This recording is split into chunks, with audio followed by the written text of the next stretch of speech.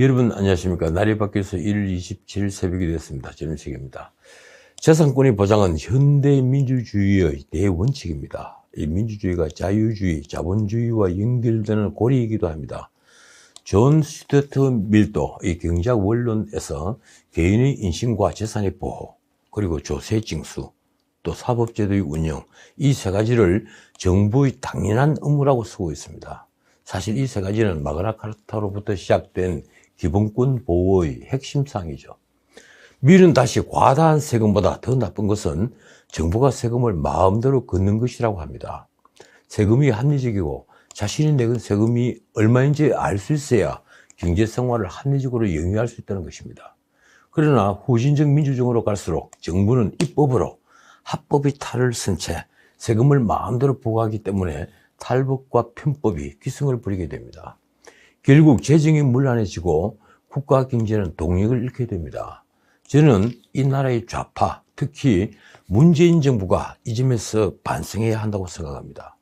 과거 어느 정부도 문정부처럼 세금을 마음대로 매기지 않았습니다. 대표적인 게 바로 재산세 같은 보유세입니다. 문정부는 어느 정부도 생각하지 않았던 방법을 썼습니다. 그게 바로 공시지가를 현실화한다면서 일방적으로 올린 것이죠. 게다가 종부세는 문자 그대로 징벌적 과세입니다. 부동산 투기를 막겠다는 입법 목적이 재산의 재분배로 바뀌고 있는 것입니다. 그러고 보니 문정부의 조세 정책은 가진 자들에 대한 적대감에서 시작된 것 같습니다. 명색이 국민소득이 3만 달러인 자유민주주의를 하는 나라에서 아직도 일하는 사람 절반 가까이는 소득세를 면제받습니다. 50%가 이번에 경기 불황으로 한 40%까지 줄어들었더군요. 일자리가 없어졌기 때문입니다. 어느 문명국에도 없는 일이죠. 이 권리는 이때 납세의 의무는 지지 않는다. 말하자면 보편적 복지를 줄기차게 주장하면서 세금은 국민 개세제, 다시 말해 보편적 납세를 거부하는 것입니다. IMF가 한국은 개인 소득세율이 OECD 국가 중에서 가장 낮은 수준이고 중위소득자의 개인 소득세율이 0에 가깝다고 지적하는 것도 바로 면세 비율이 높기 때문입니다. 그래서 IMF 권고는 이렇습니다. 한국은 공공과 민간의 은퇴 연령을 높여서 장기적으로 연금 지출 압력을 낮추고 면세 비율을 줄이며 부가세 등 소비과세를 높여서 세수 기반을 확대해야 한다. 그런데 문정부는 정반대의 생각을 가지고 있습니다. 가진 자들은 대중의 적이다. 이 생각을 바꾸지 않는다면 한국 경제는 반드시 후퇴합니다. 사회를 전진시키는 성취 욕구를 갉아먹기 때문입니다. 지금 소득세 같은 경우는 상위 10%가 86%를 부담합니다. 놀라운 건 좌파 정부가 그러면서도 자신들은 늘 예외라는 것입니다. 자신들이 재산을 추구하는 것은 다른 부자들과는 달리 늘 도덕적입니다. 문정부들의 인사청문회에서 논란이 됐던 건 바로 이 점이었습니다. 자신들은 위장 진입을 해도 집을 몇 채씩 가지고 있어도 이상한 주식 투자로 떼돈을 벌이는데도 하등 문제가 되지 않았습니다. 그래서 대법관이 되고 헌법재판관이 되고 장관이 됐습니다. 여기에도 내로남불이 작동되고 있는 것입니다. 그런 내로남불이 이번에 대형 사고를 쳤습니다. 이틀 전이죠. 월요일 김종철 대표가 성추행을 해서 대표직에서 직위 해제된 뉴스로 시끄럽습니다. 덕분에 박범계 청문회가 묻혀버릴 정도였습니다. 어제 도하의 모든 신문이 일면 헤드라인으로 이 사건을 조명했습니다. 조실버 헤드라인은 이렇습니다. 진보 인권 외친 그들의 두 얼굴. 동아일보는 정의당 대표마저 성추행 사태. 중앙일보는 장혜영의 용기. 장혜영 의원은 피해자죠. 한국일보는 의원 성추행한 당대표 김종철 쇼크. 한겨레는 정의당 김종철 대표 성추행으로 직위 해제. 보수 신문들은 김종철이 사퇴했다고 썼고 한겨레는 직위 해제라고 썼습니다. 먼저 사퇴를 한 뒤에 정의당이 직위 해제를 한 것이니 이 경우 어느 표현이 맞을까요? 문 정부 들어 안희정 충남지사, 오거돈 부산시장, 박원순 서울시장에 이어서 좌파 진영에서 대형 성비위 사건이 터진 것입니다. 그것도 성비위 사건으로 서울 부산시장 보궐선거가 목전에 닥친 상황에서 말입니다. 그래서 이제 여권 전체가 지금 충격에 휩싸였습니다. 더욱이 정의당은 그동안 민주당의 성추행으로 벌어진 선거이니 그 규칙 사유가 있는 민주당이 후보를 내면 안 된다고 공세를 펴왔습니다. 민주당은 다른 당 사건이지만 그동안의 권력형 성추행 행적으로 인해 이 문제가 남의 일이 될 수는 없는 문제입니다.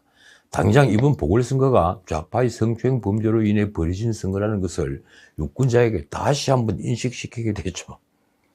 말하자면 좌파 진영 전체의 도덕성이 도마 위에 오른 것입니다. 그런데 민주당은 경악을 금치 못하겠다는 논평을 해놨습니다. 이러니 당연히 십자포화를 맞았죠. 정의당 배복주 부대표는 기자회견에서 다툼의 여지가 없는 명백한 성추행 사건이라며 사실관계 확인을 위한 추가 조사는 더 이상 필요하지 않는 상황이라고 말했습니다. 당원 게시판에는 당 해체를 하라는 비판이 쏟아졌습니다. 탈당 선언도 줄을 이었다고 합니다. 김종철 대표는 좌파 진영에서 나름 차세대 주자로 주목받고 있었으니 허탈감은 상당한 것 같습니다. 어쨌든 김종철은 결국 형사처벌을 피하지 못할 것으로 보입니다. 시민단체 활빈단은 어제 그를 영등포 경찰서에 고발했는데 성추행은 이미 친고죄가 폐지되었기 때문입니다. 자, 이 나라에서 진보 좌파 진영은 더 이상은 도덕성을 내세울 수 없게 됐습니다. 사실 도덕성은 보수 정신의 핵심입니다. 그런데 언제부턴가 이 나라에는 진보 좌파 진영에서 도덕성을 내세워 왔습니다. 그들은 시위 때마다 보수 우파의 부도덕함을 규탄했습니다. 이른바 촛불 시위도 그런 명분으로 벌인 시위입니다. 전 정권 적폐청산을 부르짖은 것도 그 때문입니다. 우파는 부도덕하다는 것이 먹히던 것이죠. 그런데 문정부 들어 조국 사태 때부터 그게 얼마나 거짓인가가 드러나고 있으니 그 허탈감이야 오죽하겠습니까? 그래서 김종철 사건은 이제 정의당을 뛰어넘어 좌파 진영 전체의 위기로 커졌습니다. 내로남불에 실망한 대중이 좌파 진영의 윤리적 파탄으로 등을 돌릴 가능성이 높아진 것입니다. 자, 그렇다면 선거는 어떻게 될까요? 이제 서울 부산시장 보궐선거가 목전에 닥쳤습니다. 2달 남았죠. 사실 야당 국민의힘에서는 이대로 가면 두 선거 모두 선거가 어려워진다는 위기감이 있었습니다. 누가 나가도 된다던 부산시장 선거는 여당이 가덕도 신공항 특별법을 추진하면서 판세가 바뀌기 시작했습니다. 게다가 서울시장 선거는 안철수와 야당 후보의 단일화가 불투명해지면서 안개 속에 휩싸였습니다. 만약 3파전이 벌어진다면 안철수는 말이 중도며 반문이지 어디까지나 야당 표를 나누어 가질 야당 후보로 인식되고 있으니 말입니다. 게다가 민주당은 청와대와 보조를 맞추며 2월 임시국회에서 손실보상제, 이익공유제, 사회인대기금법 등 이른바 상생연대 3법을 처리하겠다며 재난지원 이슈를 치고 나갔습니다. 그런데다 이 되지도 않을 후보 단일화를 두고 안철수와 야당 후보 간에 공방이 벌어지면서 이제 여당이 이긴다는 예측이 여기저기서 나오고 있습니다. 도대체 김종인은 왜 안철수에 끌려다녔을까요? 본인은 안철수가 입당하지 않는 한 원샷 경선은 말이 안 된다는 원론적인 주장을 하지만 당을 책임진 비대위원장으로서는 모든 가능성을 다 열어놓고 후보 단일화를 조율했어야 했습니다. 게다가 그는 지난 총선에서 패배한 전략을 다시 쓰고 있는 중입니다. 여당의 이슈일 수밖에 없는 가덕도 신공항과 재정으로 돈을 푸는 재난지원금 같은 포퓰리즘 전략에 올라탄 것입니다. 자신은 야당이 먼저 주장했다고 할지 모르지만 금권 선거의 프리미엄은 오롯이 여당의 몫입니다. 지난 총선에서 보았지 않습니까? 그런데도 김종인은 25일 비대위 직후 이렇게 말했습니다. 지난해 4월 초 대통령이 재정에 대한 긴급명령권을 발동 100조 원 정도 예산을 운용하는 걸 제의한 바 있다. 국정운영 총책임자인 대통령이 여당 내 논쟁에 종지부를 찍고 빨리 결론을 내려달라. 그 말하면 이 포퓰리즘 정책들이 야당의 정책이 되는 겁니까? 자신이 총선 때 주장했던 본인 예산 20% 지출 항목 변경을 통한 재난지원 방안을 다시금 꺼내든 것인데 이게 먹게 될까요? 그러면 국민들이 이번에 받는 돈은 야당이 주는 것이구나 라고 야당을 호의적으로 본다는 것입니까? 어쨌든 국민의힘 공천관리위원회는 부산시장 보궐선거 예비후보들을 면접을 하고 어제 경선 출전 6명을 추렸습니다. 서울시장 후보도 8명이 결정됐습니다. 그런데 언젠가 말씀드렸지만 저 역시 이런 후보들이라면 선거가 어렵다는 생각을 합니다. 솔직히 말해 서울시장이든 부산시장이든 출마자들이 대부분 지난 총선에서 패배한 이들이기 때문입니다. 말하자면 패잔병들이 자신이 재기하기 위해서 이번 선거에 출마했다고 보이기 딱 좋은 구도입니다. 그 바람에 후보자 중에는 괜찮은 자질을 가진 이도 도매금으로 넘어가게 생겼습니다. 이와 반대로 지금 여당은 우상호 의원과 박영선 전 장관의 이파진으로 좁혀지는 모양새입니다. 적어도 패잔병이라는 비난은 피할 수 있는 경쟁 구도가 된 겁니다. 게다가 요즘 여권 안에서 벌어지고 있는 이낙연, 정세균, 이재명의 차기주자 경쟁은 점점 세간의 관심을 끌어모으고 있습니다. 야당에서는 사람이 없다면서 윤석열 검찰총장을 끌어들일 국민화 하다가 문 대통령이 기자회견에서 윤 총장은 문재인 정부의 총장이라는 딱 한마디에 끝나버렸습니다. 윤 총장이 이른바 적폐청산 수사를 주도하면서 촛불 시위에 명분을 주는 걸 넘어 기름을 끼얹고 결국 전직 대통령 두 사람을 감옥에 보낸 사람인 것을 잊었던 것일까요? 그 바람에 선거가 1년 2개월 남은 지금 또 야권 후보는 모두 도토리 키재기에 나서 꼴이 됐습니다. 반면 여당은 3파전을 아주 여유있게 지켜보고 있습니다. 여기에 누군가 순정 친문이 가세를 한다면 더 이상 좋을 수가 없겠죠. 언론은 지금 이낙연, 정세균, 이재명 3명의 포퓰리스트가 재난지원을 두고 벌이는 싸움을 연일 조명하고 있습니다. 이익공유제는 이낙연의 전매 특허처럼 되어 있습니다. 자영업자 손실보상제는 정세균이 자신만의 정책으로 이미 만들어버렸습니다. 게다가 이재명은 재정과 상관없이 전 국민에게 재난지원금을 풀어야 된다면서 정치적 발언권을 계속 높여가고 있습니다. 특히 이낙연, 정세균 두 사람은 같은 호남 사람인데다 지역구를 옮겨 종로에 당선한 경력 그리고 총리 유리까지 정치 기반이 같아서 두 사람의 경쟁 구도가 흥행이 될 요소를 다 갖추고 있는 셈입니다. 하나 다르다면 이익공유제는 대기업이 돈을 내야 된다는 것이고 손실보상제는 곳간이 비었는데 빚을 내서 재정으로 돈을 푼다는 정도의 차이가 있을 뿐입니다. 어쩌면 흥미 만점의 대결 구도가 될 수 있습니다. 이러니 궁극적인 승리를 누가 가져갈까요? 대선 결과는 여러분들 생각과 달리 엉뚱하게 나올 수 있는 것입니다. 자, 어제 신문에 일제히 바이든 인수위에 참여했던 브루킹스 연구소 박정현 석좌의 한국 분석 보고서가 실렸습니다.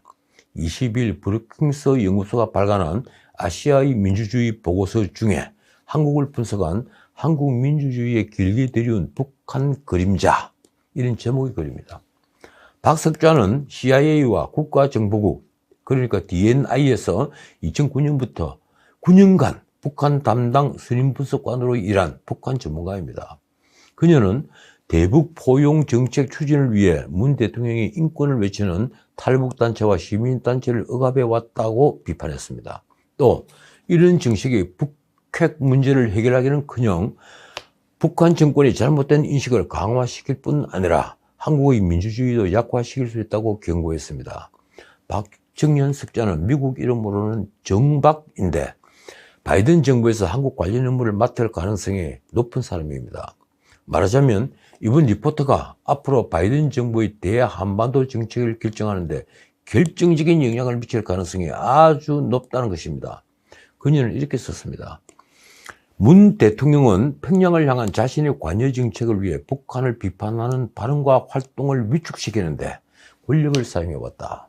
이는 김정은 정권과의 관계를 개선하지도 못하면서 불평등과 부패 같은 국내의 정책적 목표를 훼손시켰다. 그녀는 탈북단체를 탄압한 것도 지적했습니다. 이 문 정부가 2018년 북한 인권단체의 예산을 93% 삭감한 것, 탈북자 출신 기자의 북한 취재를 막은 것, 그리고 대북전단 금지법을 만들어 시행한 것 등을 구체적인 사례로 들었습니다. 그녀가 문 대통령의 집권은 평양으로부터 의도했던 효과를 이끌어내지 못한 것으로 보인다며 다음과 같이 지적한 것은 정말 날카롭습니다. 한국 민주주의의 힘과 복원력을 보여주는 것보다 북한의 민주주의를 보여줄 좋은 방법이 어디 있느냐. 자, 오늘은 여기까지입니다. 이 신문에 경찰이 손댄 수사가 다 뒤집어졌다는 기사가 실렸더군요. 박운순, 이용구, 정인이 사건을 예로 들었습니다. 세 사건을 한데 묶으니 좀 어색하긴 했지만 경찰이 번번이 문제없다며 무혐의 아니면 내사 종결로 덮은 사건인 것은 분명합니다. 이러니 경찰 수사권이 독립한 걸 넘어 수사 종결권까지 대부분 이양받은 앞으로가 걱정입니다. 과거 우리 경찰은 이른바 촉탁수사, 청탁수사가 횡행했습니다. 많은 경우에 검찰에 송치되어 바로 잡혔지만 억울한 죄인을 만든 경우도 정말 많았습니다. 앞으로 거대한 권력이 된 경찰 수사는 누가 감시할까요? 또 하나 짚을 게 있습니다. 윤석열 총장과 추미애 장관의 전쟁은 아직도 계속되는 것 같습니다. 어제 수원지검 안양지청에서 대검 반부패 수사부를 전격적으로 압수수색했습니다. 김학이 불법 출금에 인관되어서 이승윤 서울중앙지검장을 잡겠다는 것으로 보입니다. 주요 신문들은 어제죠. 이 추미애 장관이 광복회가 주는 최재형상을 수상했다는 뉴스를 다뤘습니다. 이 상을 원래 제정한 독립운동가 최재형 기념사업에 문영숙 이사장이 한 말이 이렇습니다. 이 민주당 출신 김은웅 광복회장이 정치적 사리사욕으로 최 선생을 이용하고 있다. 광복회가 최재형상을 가로채서 여당 정치인들에게만 주면서 선생의 명예를 훼손하고 있다는 것입니다. 최재형 선생은 노비 출신으로 구한말 러시아에 건너가 큰 부를 이뤘고 그 재산 대부분을 임시정부와 안중근 의사의 활동을 지원하는 데 썼습니다. 결국 연해주 대량 학살 때 순국한 분이죠. 그분을 기리는 상을 왜 추미애가 받았을까요? 수상자 선정 이유가 이렇습니다. 이 재임기간 일제히 후작자기를 받은 이혜성의 친일재산 등 총 171필지 공시지가 520억 원을 국가에 귀속시킨 노력이 인정된다. 광복회는 심사 과정에서 사업의 측에 어떠한 의견도 구하지 않았다고 합니다. 시상식에 참석한 추 장관은 위국 헌신 군인 본분이라는 안중근 의사의 그 유명한 유목을 인용하며 이렇게 말했습니다. 지금 제 처지는 이 촛불로 세운 문재인 정부의 법무장관으로서 안 지사의 말씀을 차용해 제 심경을 대신하겠다. 안중근 선생이 지하에서 정말 눈물을 흘리겠습니다. 그 시간 광복회관 밖에서는 상을 반대하는 시민들이 시위를 벌였습니다. 지금까지 전인책이었습니다.